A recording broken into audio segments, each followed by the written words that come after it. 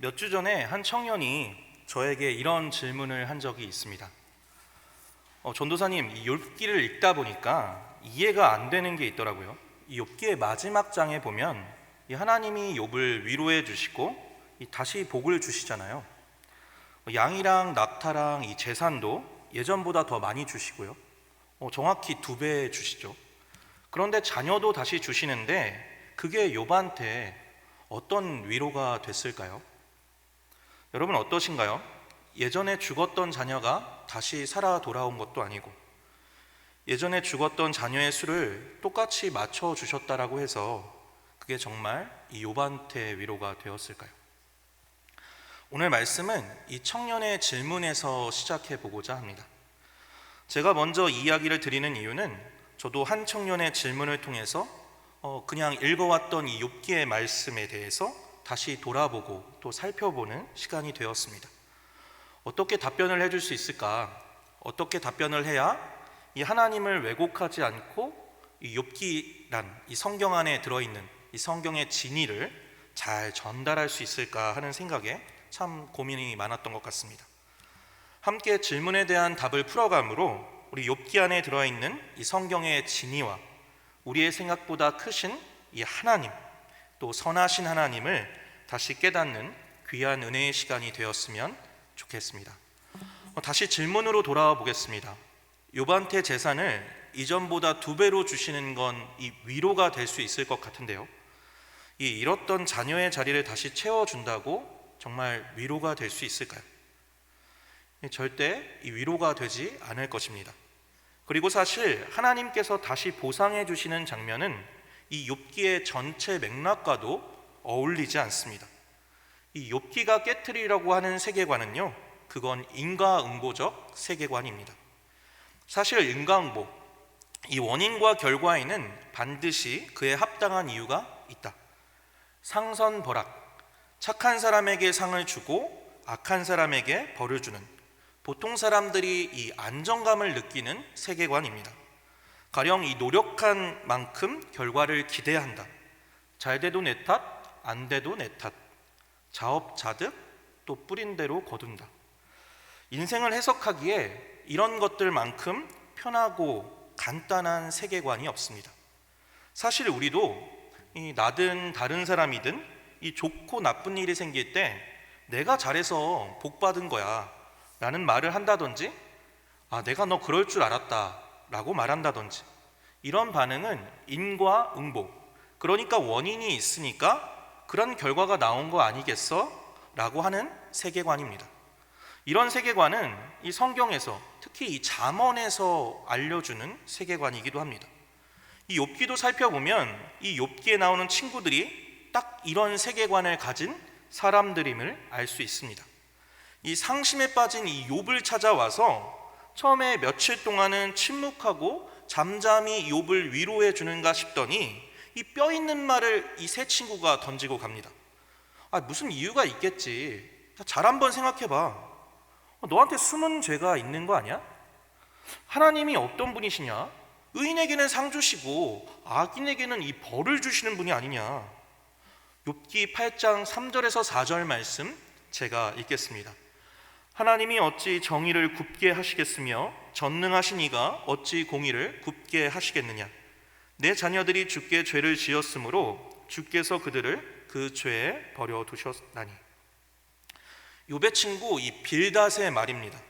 이건 거의 폭언과 어떤 망언에 가깝다고 할 수 있습니다. 서슴없이 야 욥, 너의 자녀가 왜 죽었는지 나는 알겠다라고 말합니다. 그러니 이 불행의 원인이 될 법한 죄는 이제라도 솔직히 털어놓으라는 이 빌닷의 말인 거죠. 또 한 명의 친구 이 엘리바스의 말을 들어보면요, 욥기 22장 4절에서 5절 말씀입니다. 제가 읽겠습니다. 하나님이 너를 책망하시며 너를 신문하심이 너의 경검함 때문이 아니냐? 내 악이 크지 아니하냐? 내 죄악이 끝이 없느니라. 하나님이 괜히 그러시겠느냐? 내가 경건하다면 이런 일이 있을 수 있겠느냐? 내가 지은 죄의 대가가 아니겠냐? 그러면서 이 욥이 저질렀을 법한 이 죄의 목록들을 그 뒤에 쭉 나열을 합니다. 형제를 괴롭히고 헐벗은 자를 괴롭게 하고 가난하고 줄인 자를 돌보지 않고 부에 취해서 살았다. 이 욥에게 엘리바스는 회개하라고 이야기를 하는 거죠. 여러분 어떤가요? 이 엘리바스의 주장은 완벽한 모함이며 음해입니다. 남은 친구 소발, 이 소발은 어떻습니까? 갑자기 운명론과 같은 비슷한 말을 꺼냅니다. 예로부터 아기는 이 모양 저 모양으로 이 저주를 받았다라고 막 이야기를 하다가 결론부에 이렇게 얘기를 하죠. 욥기 20장 29절 말씀입니다. 이는 악인이 하나님께 받을 분깃이요 하나님이 그에게 정하신 기업이니라. 여러분, 이 욥의 친구들의 말은 굉장히 성경적입니다. 이 잠언에 그대로 옮겨 놓으면 이 격언으로서 손색이 없는 말입니다. 하지만 이들의 실수는 무엇인가요? 이 세 친구들의 실수는 무엇인가요? 하나님을 이 격언 안에 가둬버렸다는 겁니다. 하나님을 이 문자 안에 가두었다는 것입니다. 제가 책 한 권을 좀 소개하고 싶은데요. 당신의 하나님은 너무 작다, J.B. 필립스라는 책입니다. 이 책은 1부와 2부로 좀 나누어져 있습니다. 1부는 신뢰할 수 없는 하나님, 우리가 만든 하나님이겠고요. 2부는 신뢰할 수 있는 하나님입니다. 신뢰하기에 충분한 하나님입니다. 제가 1부 목차만 한번 읽어드리겠습니다. 잘 안 보이시죠? 마음속의 경찰, 이 죄를 지적하는 하나님입니다. 어린 시절 아버지, 내가 경험한 어떤 아버지상 안에 이 하나님 아버지를 가두는 것이죠. 근엄한 노인, 유순한 존재, 완벽주의자, 편안한 도피처, 상자 속 하나님, 최고 경영자, 불평의 대상, 나를 닮은 신. 제가 아는 어떤 청년은 이 하나님은 나에게 이렇게 평안을 주시는 분이야, 이런 생각이 굉장히 강합니다. 그래서 어떤 혼란이 오거나 어떤 고난이 오게 되면 이 견디지를 못합니다. 하나님은 나에게 이 평안을 주시는 분인데 어떻게 고난하고 이런 혼란이 올 수 있지? 이 고난은 사단이 준 거야 라고 생각하면서 이 고난에서 빨리 건져달라고 말합니다. 그 청년에겐 하나님이 너무 작습니다. 편안한 도피처요, 어떤 구조대원 정도입니다. 어떤 사람은 굉장한 완벽주의자입니다. 어떻게 보면 정직하고 양심적이지만 그래서 신앙생활에도 완벽해야 합니다. 이 계획에 빈틈이 생기면 안 되고요, 이 수요 예배, 금요 예배, 또 주일 예배도 빠지면 안 되는 거죠. 규율이 굉장합니다. 그래서 하나님도 어떤 완벽주의자로 만들어 버립니다. 또 어떤 사람에겐 하나님이 최고의 경영자입니다. 주로 사업가들에게 그럴 가능성이 높습니다. 제가 아는 어른 중에 한 분의 이야기를 해보면요, 그분은 IMF 이후로 이 부도를 2번이나 맞고 이 빚에 쫓기다 예전 자기 밑에 일하던 이 직원의 밑으로 들어가서 이 사장과 직원의 관계가 역전되는 경험을 했다고 합니다. 이거 절대로 쉬운 결정이 아니겠죠. 그렇게 자존심을 굽히면서 이 식구들을 먹여 살리기 위해 굉장히 노력하셨던 것 같습니다. 그런 과정에서 이 신앙을 갖게 되셨고 다시 재기에 성공했습니다. 그런데 그분의 하나님에 대한 간증을 들으면 하나님이 그때 그렇게 도와주셨다 라고 이야기하면서 하나님은 사업 수단과만 연관되어 있습니다. 이 가정에서 하나님이 어떠셨는지, 아니면 하나님의 성품은 어떠하신지에 대한 내용은 단 한 번도 들어본 적이 없습니다. 여러분, 이 평안을 주시는 하나님이든 이 사업을 도와주시는 하나님이든 모두 하나님을 어느 정도 옳게는 설명을 했지만 이 놓친 것이 있습니다. 하나님을 자기의 상자 안에 가두어 버렸습니다. 그래서 때론 이 자본주의적인 하나님을 만들어 버렸고, 때론 이 가부장적인 하나님을 만들어 버렸습니다. 그들의 너무 작은 하나님입니다.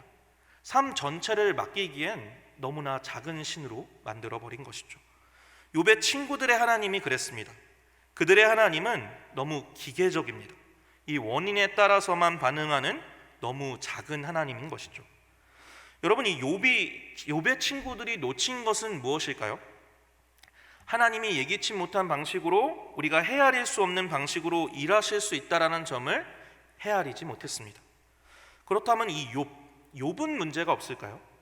욥이 친구들에게 항변하고 이 하나님께 따질 때도 때론 겸손했지만 때로는 굉장히 당당했습니다. 우리 욥기 23장 10절 말씀을 함께 읽도록 하겠습니다. 그러나 내가 가는 길을 그가 아시나니 그가 나를 단련하신 후에는 내가 순금같이 되어 나오리라. 아멘. 여러분, 이 말씀 다들 많이 들어보셨죠? 찬양의 가사에도 분명히 나오는 이 말씀이고요. 어떤 말씀인가요? 굉장히 겸손한 표현, 이 자신을 하나님께 맡기는 신앙의 표현인가요? 그런데 이 개역 개정 성경이 이 원어의 뉘앙스를 잘 살리지 못하고 있습니다. 세번역 성경으로도 한번 띄워주시고요. 다시 한번 우리 세번역 성경으로 다시 읽어보겠습니다. 하나님은 내가 발 한번 옮기는 것을 다 알고 계실 터이니 나를 시험해 보시면 내게 흠이 없다는 것을 아실 수 있으련만. 네, 개역 개정 성경과 이 세번역 성경의 번역 차이가 굉장히 크죠. 물론 우리는 이 내용을 찬양으로 부를 때 하나님, 나를 좀 한번 탈탈 좀 털어보십시오. 나는 죄가 없는 사람입니다 라고 고백하는 분은 없을 것입니다. 오히려 개역 개정의 이 번역대로 나를 아시는 하나님께 나를 다 맡깁니다 라는 고백으로 이 욥의 고백처럼 노래할 것입니다. 하지만 욥은 이 처음부터 그러지 않았습니다. 욥기 23장 2절에도 욥이 나한테 반항하는 마음이 생긴다 그러거든요. 그래서 이 10절 이후에 이어지는 내용이 이렇습니다. 욥기 23장 11절부터 12절까지의 말씀을 제가 읽겠습니다. 내 발이 그의 걸음을 바로 따랐으며 내가 그의 길을 지켜 치우치지 아니하였고 내가 그의 입술의 명령을 어기지 아니하고 정한 음식보다 그의 입의 말씀을 귀히 여겼도다. 아니, 나는 열심히 말씀을 지키고 이 하나님의 길을 따라 살려고 노력했는데 도대체 왜 내 삶에 이러한 일이 일어나는지 이유를 알지 못하겠다. 하나님은 나의 의로움대로 갚으실 것이다 라고 이렇게 욥이 항변하는 이야기입니다. 여러분, 욥의 문제도 동일합니다. 내가 의롭게 사는데 절대 이런 일이 일어날 수 없다. 욥의 하나님은 너무 작습니다. 욥기는 이 하나님은 인과응보의 하나님이라는 좁은 세계관을 이렇게 깨트립니다. 지금껏 조용히 계시던 하나님이 또 폭풍우 가운데 나타나셔서 이렇게 말씀하십니다. 욥기 38장 1절부터 4절까지의 말씀인데요, 소위 이 폭풍우 언설이라고도 하는데 제가 한번 읽어보겠습니다. 그때 여호와께서 폭풍우 가운데에서 욥에게 말씀하여 이르시되 무지한 말로 생각을 어둡게 하는 자가 누구냐? 너는 대장부처럼 허리를 묶고 내가 내게 묻는 것을 대답할지니라. 내가 땅에 기초를 놓을 때에 내가 어디 있었느냐? 내가 깨달아 알았거든 말할지니라. 내가 그렇게 많이 안다면 한번 대답해봐라. 하나님은 욥에게 이 질문을 퍼부으십니다. 이어지는 질문의 개수가 80개 정도 이어집니다. 욥기 38장부터 41장까지 한 80개의 질문이 쏟아지는 거죠. 욥은 어떻게 할까요? 아무 말도 못합니다. 이 80개의 질문을 계속 듣고 있는 거죠. 그리고 욥기 42장에서 욥의 회개가 나옵니다. 욥기 42장 1절부터 6절까지의 말씀 함께 읽도록 하겠습니다. 제가 읽겠습니다. 너무 작네요.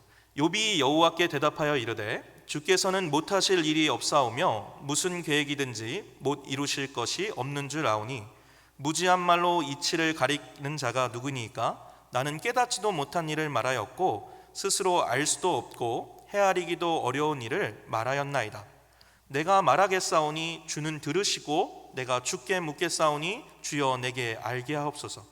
내가 주께 대하여 귀로 듣기만 하였사오나 이제는 눈으로 주를 배옵나이다.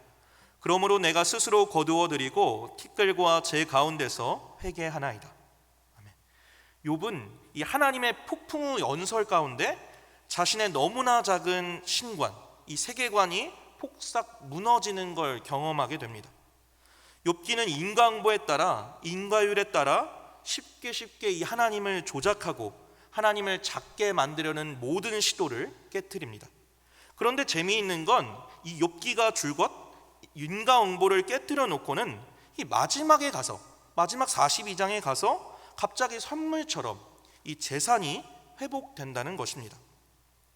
마치 이 지금까지 시험을 견디느라 수고했다, 얘다, 야 선물이다, 이렇게 칭찬하고 보상해 주는 것처럼 느껴지기까지 합니다. 어떤 사람은 이렇게까지도 이야기합니다. 욥기 마지막에 이 하나님이 이 선물을 주시는 바람에 욥기 전체의 주제가 꼬여버렸다, 이렇게 말하기도 합니다. 이러면 다시 이 인과응보로 돌아가는 셈이 아닌가 싶은 거죠. 여러분, 그런가요? 정말 이 전체 주제가 꼬였나요? 그렇지 않습니다. 적어도 욥은 내가 고난을 견뎌냈기 때문에 하나님께서 이 선물을 주셨다라고 이렇게 해석하지 않을 것입니다. 이전에 인과응보, 상선버가라의 이 좁은 세계관이 완전히 붕괴되고 더 넓은 세계관으로 재건된 이 욥의 입장에서 당장 회복된 현실을 또다시 인과응보로 해석할 리 없을 것입니다. 내가 지금껏 시험과 환난을 잘 견뎌서 상을 받았다가 아니라 하나님이 나의 이해와 지식을 넘어서는 이 경륜을 펼치셨다. 내가 다 이해하고 알 수는 없지만 다만 그분은 선하신 하나님이시다. 아멘. 욥은 더 높은 차원으로, 그 더 높은 차원의 세계관으로 지금 자신에게 펼쳐진 상황을 그대로 수용했을 것입니다. 욥기, 이 여기까지만 두고 성도님들 한번 생각해 보십시오. 하나님은 어떤 분이십니까?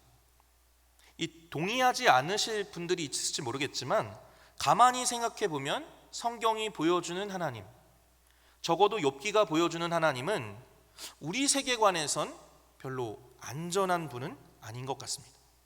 때론 예측 불가능하고 때론 비인격적이고 욥이 물었을 때 이 동문서답하듯 지금 내 현실을 두고 물어도 답이 없으시고 어떤 사인도 주지 않으시고, 그러니 우리가 더 편한 방법, 인간적인 방법에 손이 가는 것이 당연하겠죠.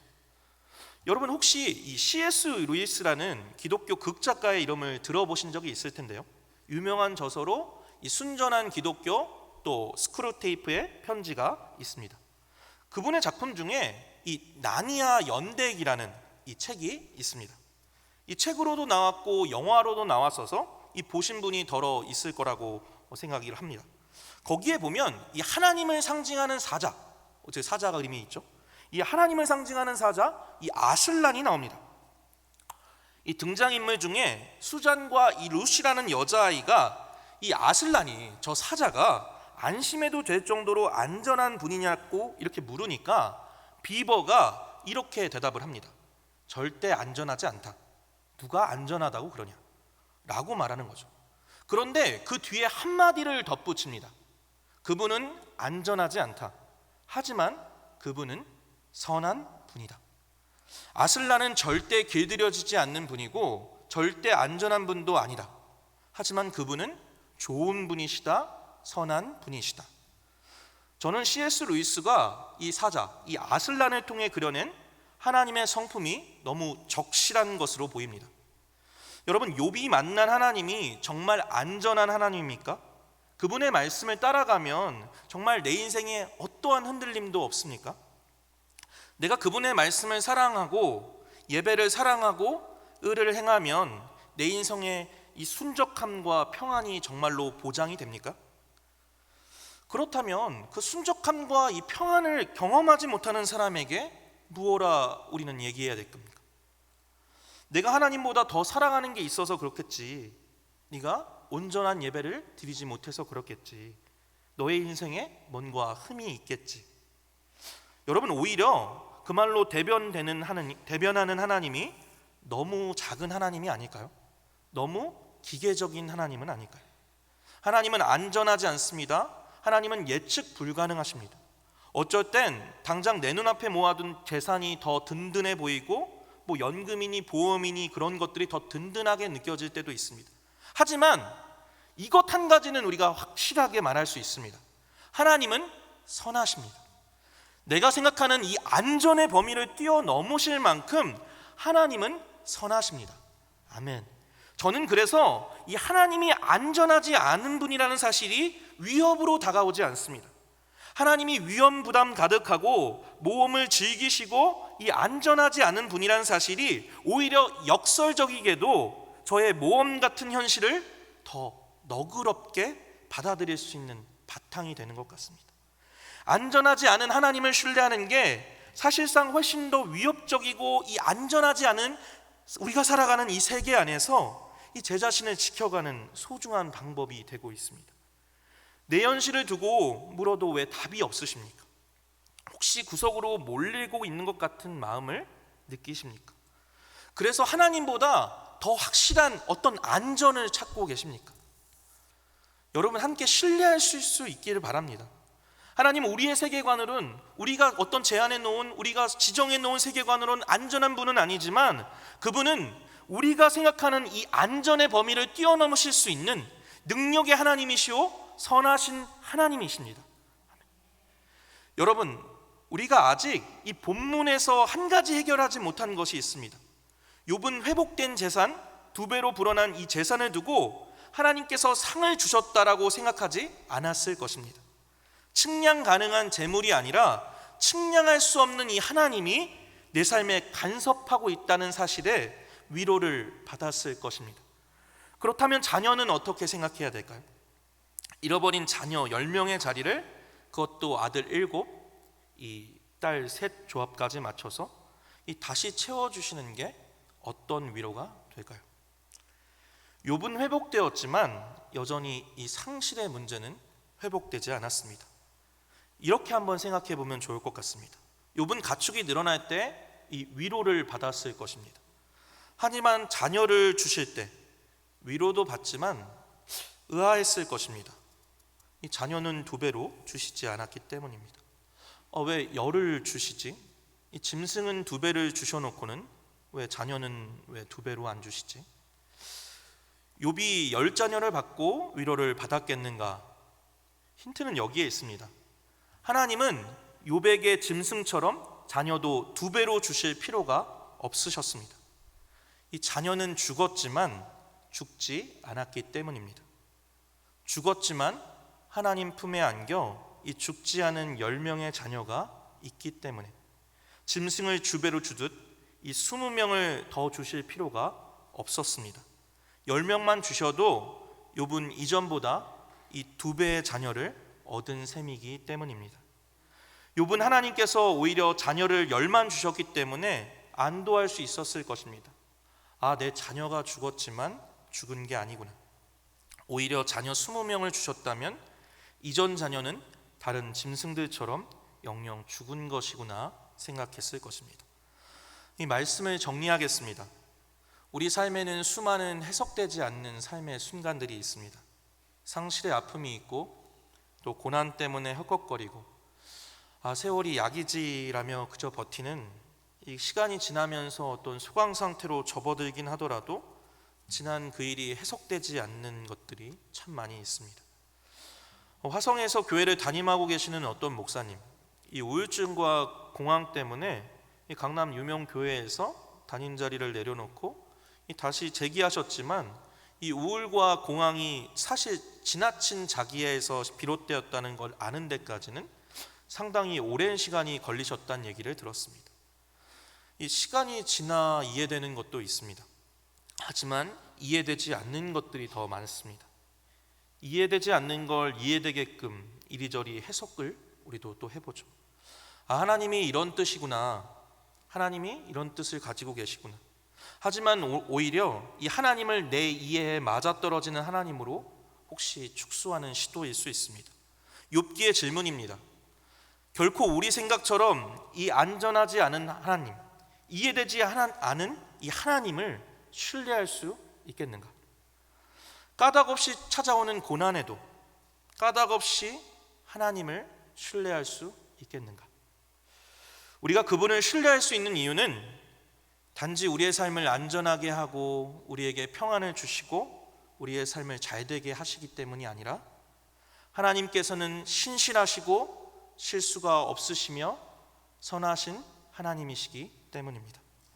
바라기는 까닭없이 닥쳐온 시련에도 까닭없이 하나님을 신뢰할 수 있겠는가?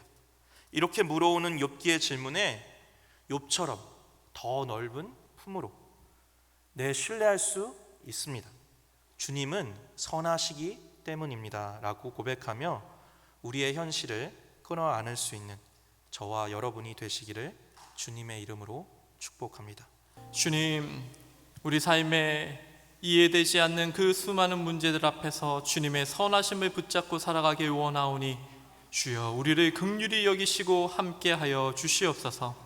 주님, 주님의 그 십자가 그 가운데 증명된 하나님의 선하심을 바라보며 하루하루 믿음으로 살아가는 우리 모든 약수교회 성도님들이 되실 수 있도록 주님 축복하여 주시옵소서.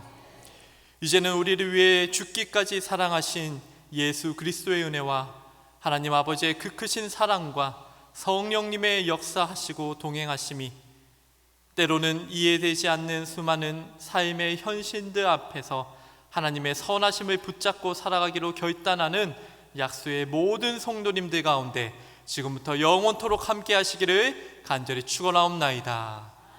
아멘.